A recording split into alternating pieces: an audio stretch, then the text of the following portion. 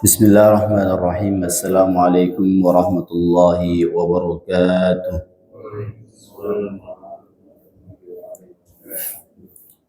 Innal hamdalillah nahmaduhu wa nasta'inuhu wa nastaghfiruh wa natubu ilayh wa na'udzu billahi min shururi anfusina wa sayyiati a'malina.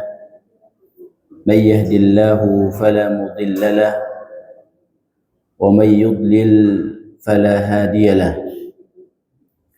أشهد أن لا إله إلا الله وحده لا شريك له وأشهد أن محمدا عبده ورسوله صلوات الله وسلامه عليه وعلى آله وأصحابه وسلم تسليما كثيرا. يقول الله سبحانه وتعالى: يا أيها الذين آمنوا اتقوا الله حق تقاته ولا تموتن إلا وأنتم مسلمون.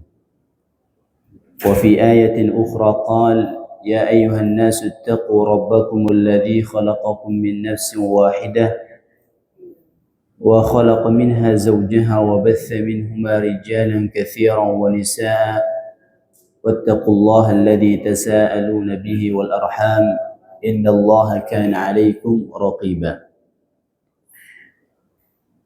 Para jamaah salat subuh yang dimuliakan oleh Allah Subhanahu wa taala, pertama-tama kita bersyukur memuji Allah Subhanahu wa taala yang masih memberikan kepada kita nikmat sehat dan juga nikmat panjang umur, dan juga salah satu nikmat yang agung yang diberikan Allah kepada hamba-hambanya adalah Dia memberikan taufik untuk bisa bermajelis ilmu. Dia memberikan taufik untuk bisa beramal soleh. Itu salah satu di antara kenikmatan yang agung yang diberikan Allah kepada hamba-hambanya. Dan juga nikmat ini akan menjadi sempurna di saat amal-amal yang kita kerjakan itu semuanya diterima oleh Allah Subhanahu wa ta'ala. Karena apalah artinya kita melakukan banyak amalan, tapi ternyata semua amalan tersebut tertolak dan tidak diterima oleh Allah Subhanahu wa ta'ala. Sehingga di antara perhatian para salaf terdahulu, orang-orang soleh terdahulu, di samping memberikan perhatian terhadap beramal, dia juga mencari tahu bagaimana caranya amalan tersebut bisa diterima oleh Allah Subhanahu wa ta'ala. Bukan hanya sekedar beramal, bukan hanya sekedar dia melakukan ibadah dan ibadah, akan tetapi dia juga mencari tahu bagaimana caranya ibadah-ibadah tersebut diterima oleh Allah Subhanahu wa ta'ala. Seperti Nabiullah Ibrahim alaihi salatu wassalam, beliau seorang nabi yang mendapatkan gelar Khalilur Rahman, kekasihnya Allah, yang dimana tidak semua nabi itu bisa mendapatkan Khalil ini. Tapi ada dua nabi saja. Dialah Nabiullah Ibrahim alaihi salatu wassalam bersama Nabi kita Muhammad sallallahu alaihi wasallam. Nabiullah Ibrahim alaihi salatu wasallam diceritakan oleh Allah Subhanahu wa ta'ala tatkala beliau diperintahkan oleh Allah untuk meninggikan bangunan Ka'bah. Bayangkan usianya saat itu, para ulama menyebutkan hampir ratusan tahun. Hampir 100 tahun umurnya dan usia yang tidak lagi muda. Tapi Allah Subhanahu wa ta'ala perintahkan dia untuk membangun Ka'bah, meninggikan bangunannya, dan itu tentu tidak mudah di umurnya yang tidak lagi muda. Tapi lihat bagaimana Nabiullah Ibrahim alaihissalatu wassalam bersama putranya Ismail, beliau memaksimalkan dan berusaha semampunya. Dia rela pergi jauh untuk mencari sebuah batu, lalu dipikul sama anaknya. Tapi yang menakjubkan adalah ketika dia meletakkan satu demi satu dari batu tersebut, dia selalu berdoa kepada Allah, Rabbana taqabbal minna innaka antas samiul alim. Ya Rabb kami, terimalah amalan kami ini, sesungguhnya Engkau lah zat yang maha mendengar dan maha tahu. Seorang salafus soleh ketika membaca ayat ini dia selalu menangis dan mengatakan, Ya Khalilur Rahman, anta tuqim baitar Rahman wa anta takhab wa musyfiq alla yaqbala mink. Duhai kekasihnya Allah, Anda ini sedang membangun rumahnya Allah yang pasti sudah dapat pahala, pasti diterima, apalagi Anda ini Nabi. Tapi Anda masih ada khawatir, rasa takut kalau itu tidak diterima oleh Allah Subhanahu wa ta'ala. Itulah keimanan Nabi kita, Nabiullah Ibrahim alaihi salatu wassalam. Ini mungkin sekedar pengingat buat kita semua agar kita tidak lupa untuk selalu berdoa kepada Allah Subhanahu wa ta'ala agar amalan-amalan kita selalu diterima oleh Allah Subhanahu wa ta'ala. Jemaah salat subuh yang dimuliakan oleh Allah Subhanahu wa ta'ala, melanjutkan pembahasan terkait tentang kitab Ahaditsul Akhlaq, hadis-hadis yang berbicara seputar akhlak, dan saya mengambil satu tema dan itu merupakan salah satu daripada sabda Nabi sallallahu alaihi wasallam yang mana Nabi sallallahu alaihi wasallam bersabda, al-walidu awsatu abwabil jannah fa in syi'ta adi'hu wa in syi'ta fahfadhhu. Kata Nabi alaihi salatu wasallam, orang tua itu merupakan pintu surga yang paling tengah. Jika engkau mau maka abaikan, dan jika ingin jagalah. Para ulama memberikan makna daripada awsat abwabil jannah, pintu surga yang paling tengah, makna adalah pintu surga yang paling baik, pintu surga yang paling indah. Sebaik-baik jalan yang bisa mengantarkan seseorang kepada surga Allah dan juga derajat yang tinggi di sisi Allah Subhanahu wa ta'ala, dialah dengan berbuat baik kepada kedua orang tua. Mungkin hari ini kita menjadi orang tua dan kita punya orang tua. Ada yang mungkin satu pintu surganya, ada yang masih dua pintu surganya. Tinggal bagaimana kita. Apakah kita mau menjaganya atau mengabaikannya? Al-muallif rahimahullah, beliau menjelaskan bahwasanya puncak akhlak Islam tertinggi itu adalah bukan kita baik sama teman. Kita bisa senyum ketika bertemu sama teman, bertutur kata yang baik ketika bertemu sama sahabat. Kita bisa taat patuh ketika kita berhadapan di depan bos kita. Tetapi Islam menyebutkan bahwasanya puncak akhlak terbaik itu adalah ketika kita berbuat baik kepada kedua orang tua. Beliau menyebutkan di sini, ya'ti fi sadaril akhlaq wa muqaddimuha birrul walidain. Jadi puncak akhlak tertinggi itu adalah berbakti kepada kedua orang tua. Bagaimana para jamaah sampai Allah mengatakan puncak akhlak tertinggi itu adalah berbakti kepada kedua orang tua?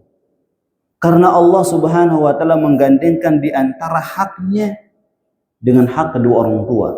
Dan ini bukan hanya di satu dua ayat dalam Al-Quran, tapi di banyak ayat.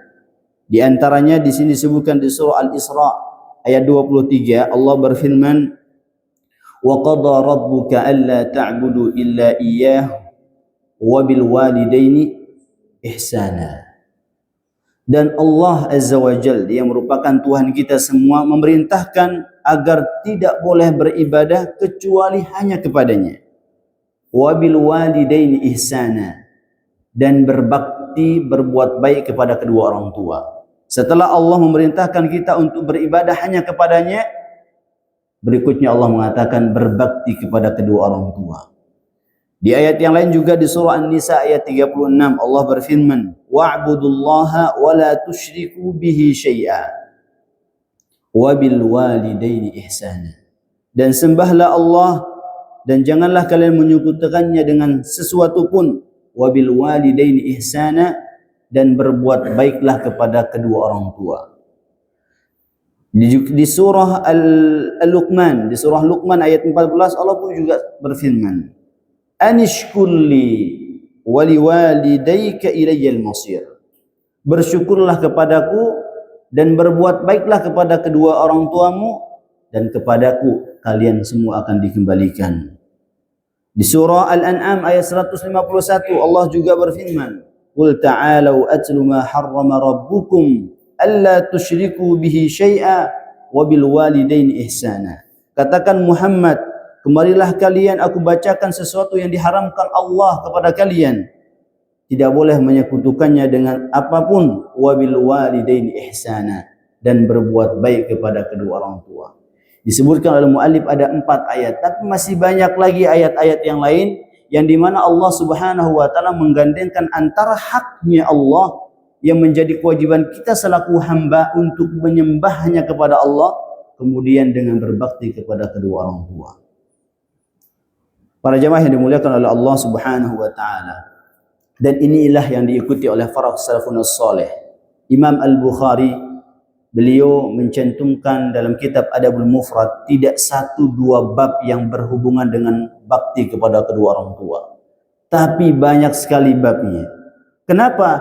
Karena beliau memberikan perhatian begitu besar terhadap birrul walidain, karena beliau sendiri yang melakukannya.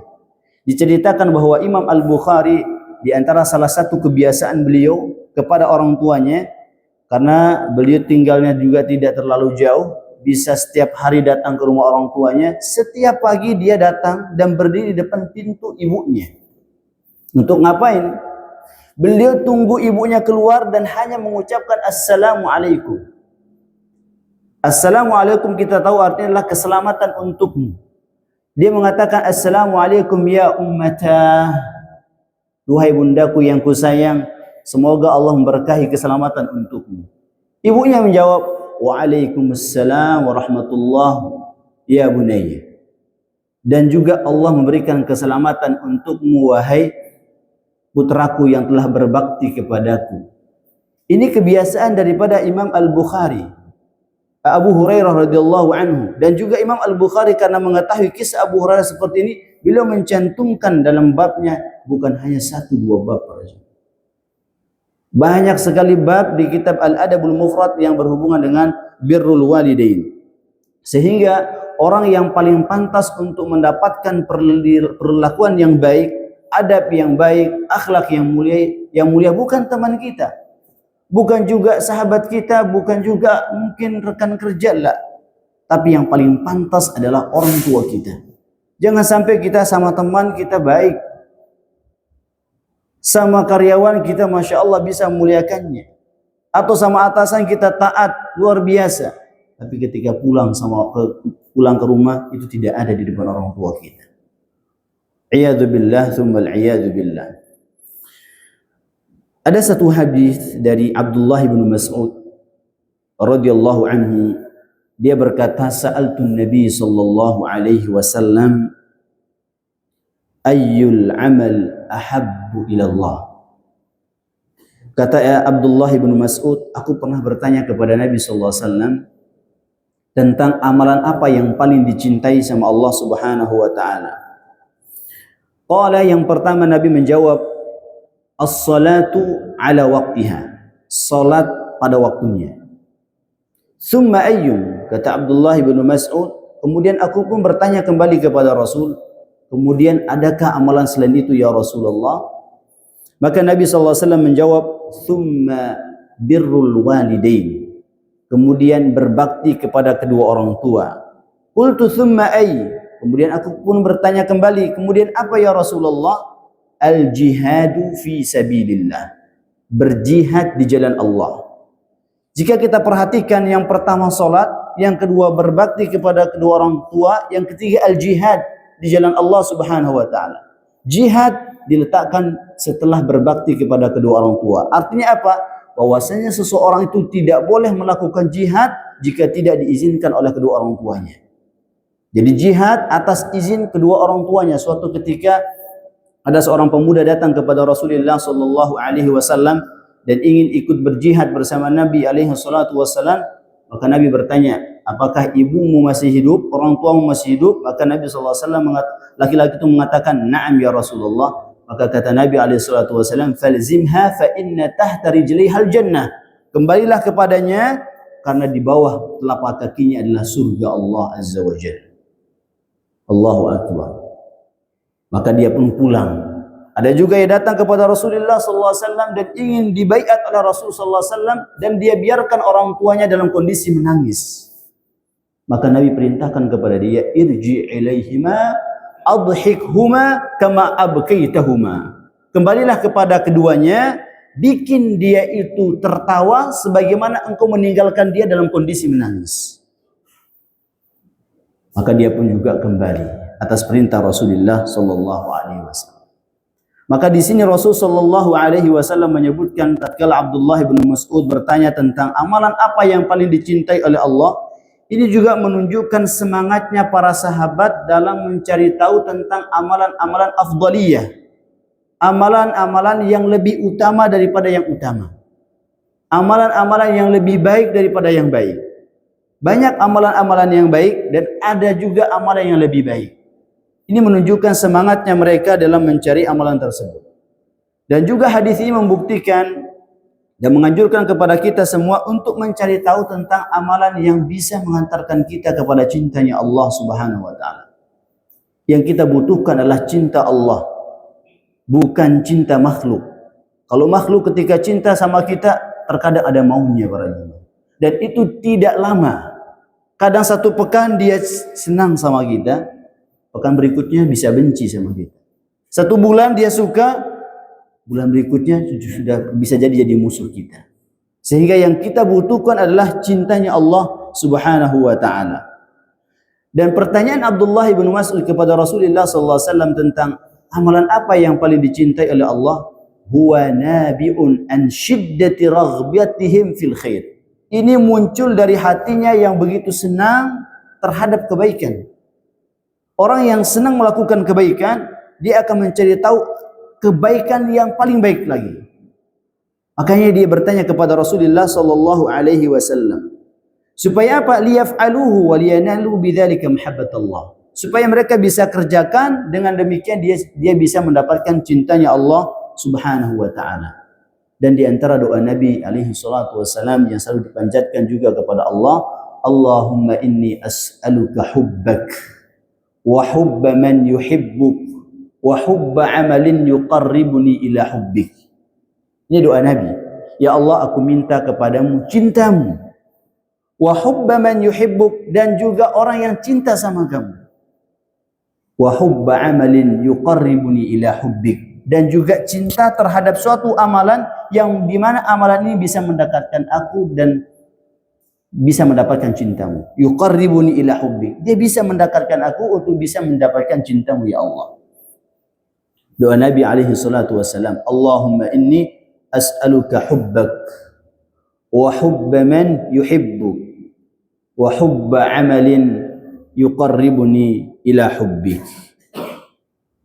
Inilah doa yang dipanjatkan oleh Nabi kita sallallahu alaihi wasallam supaya kita bisa mungkin juga mengamalkannya agar kita bisa mendapatkan cinta Allah Subhanahu wa taala dan juga bisa dapat kawan yang cinta sama Allah para jemaah.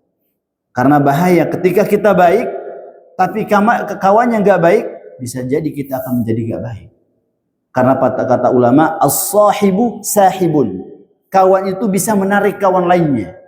Kalau dia misalkan bagus dan kawannya kurang baik, bisa jadi dia yang bagus akan ditarik menjadi gak baik.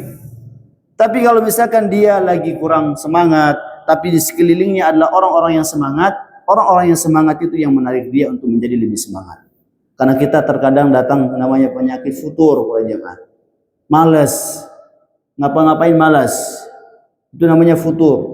Dan ini bukan hanya orang-orang yang tidak berilmu atau orang-orang yang ghair alim, tapi orang alim pun juga mengalami penyakit ini.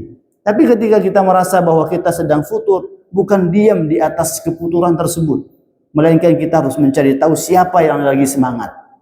Kalau dia lagi semangat, maka kita harus dekati dan supaya kita bisa menjadi lebih semangat kembali. Hadis dari Abdullah bin Mas'ud juga mengajarkan kepada kita bahwasanya al-iman dzu syu'ab. Ternyata perkara iman itu bercabang-cabang. Sebagaimana yang Nabi alaihi salatu wasallam sabdakan dalam hadisnya, al-imanu bid'un wa sab'un atau bid'un wa sittuna syu'bah. Keimanan itu memiliki cabang 70-an atau 60-an. Kata-kata bid' bisa maknanya 2 sampai 5. Berarti bisa menjadi 72 sampai 75 cabang. Atau 62 sampai 65 cabang. Fa afdaluha qaulu la ilaha illallah. Dan cabang keimanan yang paling tinggi adalah ucapan la ilaha illallah. Wa adnaha imatatul adza anit tariq, dan yang paling ringan adalah menyingkirkan gangguan daripada jalan. Wal haya'u syu'batun minal iman, dan rasa malu itu merupakan salah satu di antara cabang keimanan. Hadis Abdullah bin Mas'ud yang menerangkan tentang salat, kemudian berbakti kepada kedua orang tua, lalu berjihad di jalan Allah Subhanahu wa taala, ini juga menggambarkan salah satu di antara cabang-cabang keimanan dan menandakan bahwasanya amal perbuatan itu beragam. Mutafariqatun fil afdaliyah, berbeda-beda dari sisi keutamaan. Salat yang pertama kali yang disebutkan oleh Rasul sallallahu alaihi wasallam adalah salat. Kemudian birrul walidain, berbakti kepada kedua orang tua. Lalu yang ketiga adalah al-jihadu fi sabilillah, berjihad di jalan Allah Subhanahu wa taala. Wal birru kalimatun jami'atun tatanawal jami'a sunufil ihsan. Kata birrul walidain, kata bir itu bermakna mencakup segala bentuk jenis kebaikan. Wa karimul muamalat, dan interaksi yang mulia. Wa tayyibul akhlaq, dan akhlak yang baik. Wa ayyuhsin ilaihima bin muamalah, berbuat baik kepada kedua orang tua dari sisi muamalah kita, tutur kata kita yang baik, sikap kita yang mulia, itu sudah mencakup daripada albir. Kita bisa membuat dia bahagia dan berusaha mencari tahu apa kira-kira yang membuat orang tua bahagia. Justru melakukan sesuatu yang membuat dia itu murka, itu salah satu bentuk kedurhakaan kepada kedua orang tua. Sehingga kita juga harus cari tahu kira-kira apa sesuatu yang membuat dia itu sedih. Sedihnya orang tua karena perilaku buruk seorang anak juga merupakan salah satu bentuk kedurhakaan kita kepada kedua orang tua. Maka di sini beliau menyebutkan makna daripada bir secara umum, apapun yang berbentuk kebaikan, sunuful ihsan, itu juga termasuk daripada birrul walidain. Mungkin orang tua kita senang makan A, kita belikan, dia senang, berarti kita sudah melakukan bentuk birrul walidain, berbuat baik kepada kedua orang tua. Sementara hadis berikutnya yang bercerita tentang birrul walidain dari Abdullah bin Amr radhiyallahu anhuma, anin Nabi sallallahu alaihi wasallam qala, dari Nabi sallallahu alaihi wasallam bersabda, ridar rabbi fi ridal walid wa sakhatur rabbi fi sakhatil walid, rawahu Tirmidzi. Dari Abdullah bin Amr radhiyallahu anhuma, dari Nabi sallallahu alaihi wasallam, beliau bersabda, ridha Allah itu tergantung ridha orang tua, dan murka Rabb juga tergantung murka orang tua. Ma makna hadhil hadis? Maknanya adalah anna man arda walidayhi faqad ardallah. Siapapun yang membuat kedua orang tuanya menjadi ridha, maka Allah pun juga akan ridha kepada dia. Sebaliknya, siapapun yang membuat orang tua itu menjadi murka, jengkel, marah, Allah pun juga akan murka kepada dia. Makanya Nabi mengatakan ridha Rabbi fi ridhal walid wa sakhatur Rabbi fi sakhatil walid. Fal walid yutlab. Jadi orang tua itu kita diminta oleh Allah untuk mencari ridhonya. Kita diperintahkan oleh Allah untuk mencari ridho orang tua, berusaha untuk menjauhkan diri dari hal-hal yang membuat dia itu murka. Sekalipun mungkin orang tua kita menzalimi kita, dia menyakiti kita, dia enggak terima dengan pendapat yang kita sampaikan, Tapi tetap kita diperintahkan oleh Allah selalu berbuat baik kepada dia selama dia hidup di dunia. Bahkan juga ketika meninggal, kita pun juga wajib untuk berbuat baik kepada dia. Dalam sebuah ayat Allah Subhanahu wa taala berfirman, "Wa in jahadaka 'ala an tusyrika bi ma laysa laka bihi 'ilm, fala tuti'huma wa sahibhuma fid dunya ma'rufa." Allah Subhanahu wa taala di surah Luqman ayat yang ke-15, jika keduanya memaksamu untuk menyekutukanku sementara engkau tidak memiliki pengetahuan terhadap sesuatu tersebut, fala tuti'huma, kata Allah, janganlah kamu mentaati keduanya. Tapi lihat ujung ayatnya, wasahibuhuma fid dunya ma'rufa, tapi pergaulilah keduanya dengan cara yang baik, muliakan keduanya sekalipun dia memerintahkan kita melakukan sesuatu dan kita tidak melakukannya. Kan terkadang seorang anak ketika orang tua dia memiliki, mungkin dia merasa sudah memiliki ilmu yang melebihi orang tuanya, lalu tiba-tiba orang tua merintahkan sesuatu dan bagi dia memang ini enggak ada anjuran dalam Islam dan salah. Apa yang dia lakukan? Kadang dia omelin orang tuanya, entah dia hina orang tuanya, entah dia mukanya enggak enak di depan orang tuanya. Padahal Allah mengatakan sekalipun dia zalim, dia perintahkan kamu untuk melakukan sesuatu yang buat aku murka, tapi tetap bergaul dengan dia dengan cara yang baik. Bahkan ada sampai sekarang ada yang memutuskan hubungan dengan orang tuanya gara-gara hal sepele. Beda pemahaman sama orang tuanya, beda pandangan dalam A dan B. Orang tuanya enggak ditegur, orang tuanya enggak dikunjungi. Islam tidak pernah mengajarkan demikian. Islam selalu mengajarkan kita berbuat baik, apalagi itu orang tua. Makanya manusia yang paling pantas untuk mendapatkan perilaku yang baik itu adalah orang tua kita. Jangan sampai kita hanya baik sama orang, tapi ketika pulang ke rumah kita enggak baik sama orang tua. Ini muskilah. Dan Allah Subhanahu wa taala memerintahkan kita untuk selalu berbuat baik kepada keduanya. Jangan sampai kita nyesal belakangan para jemaah. Biasanya orang itu nyesal ketika kehilangan sesuatu itu. Kalau ada, kadang dia mengabaikannya. Tapi ketika sudah hilang, baru dia merasa nyesal di situ. Dan penyesalan itu biasa berada di akhir nanti, bukan sekarang.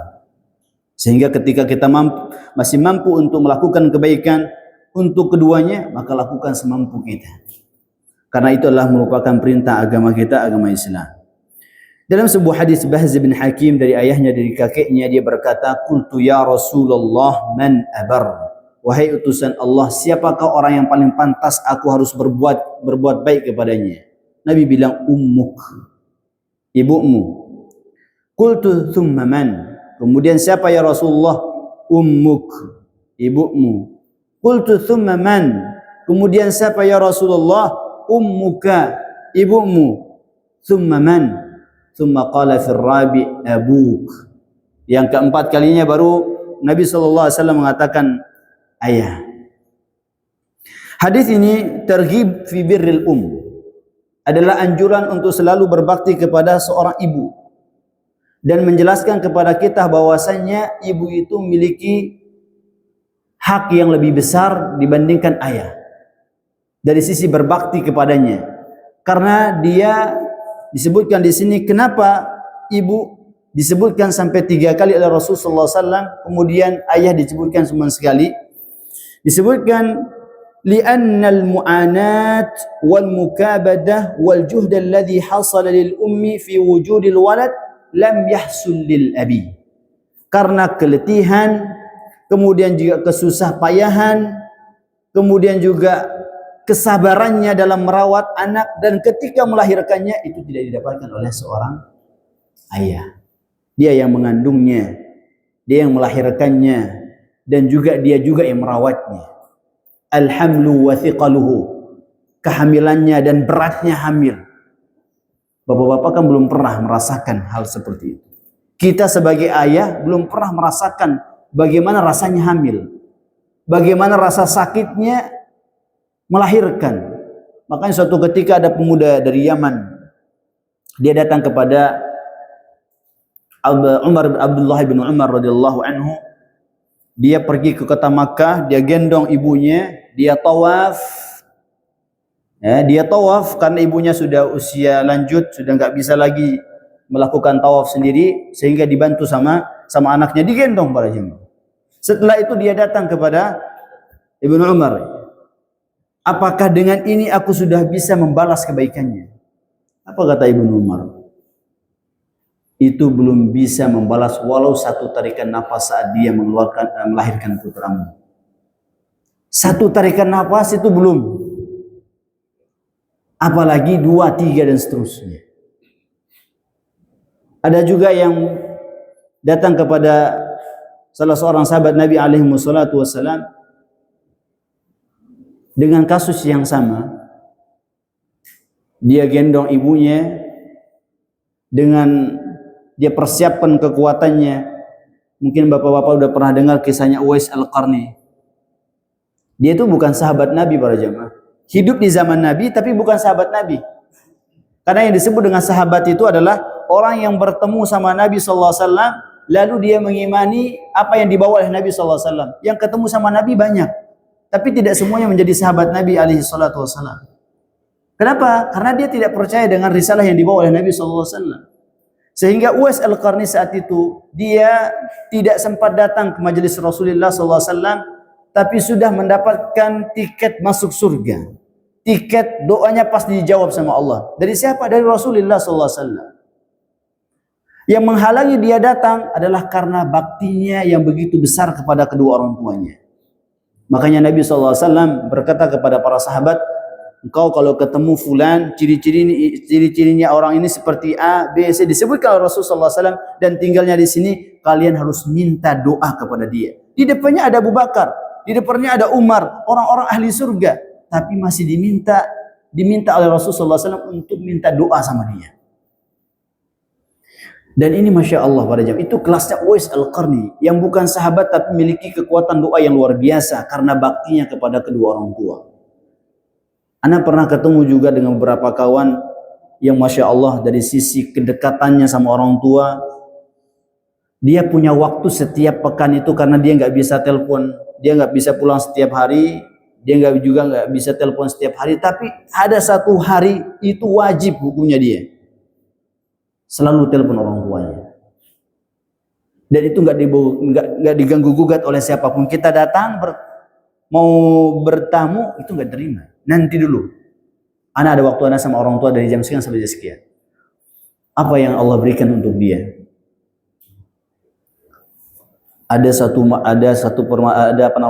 waktu itu ada undian haji kalau nggak salah jamaah. Dia namanya nomor 1 jatuh.